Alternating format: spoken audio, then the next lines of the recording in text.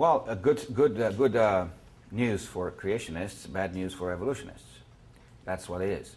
Because you see, Darwin himself was claiming the impossibility of proving his theory of evolution by way of fossils, was claiming or blaming it on the very poor fossil record.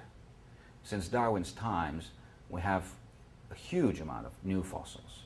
I think the total goes somewhere around 500 million tons of fossils nowadays. So there's enough raw material. So now they blame it on the imperfection of the record itself, not on the fossils. We have enough fossils, but the record, the preservation of fossils, is very poor because of erosion and all sorts of events. So there's a different excuse, but meaning exactly the same thing. We do not have information. But you know, absence of, how do they say? Absence of evidence is not, no, lack of evidence is not evidence of lack.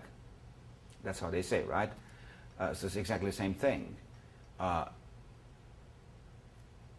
Why there are not enough fossils to find intermediate forms? It's either because they have not been preserved, but since you say that evolution took 1.8 billion years, well actually 3.4 billion years, if you go to the earliest forms of life, is a little bit unusual that all that 3.4 billion years, you don't have one form that was preserved.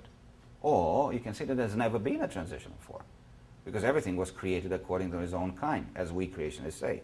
And that's why I don't find intermediate forms.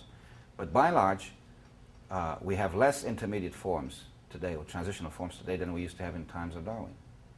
Although we know so much more about the fossil record. And I think that teaches us one thing. There's no such thing as evolution.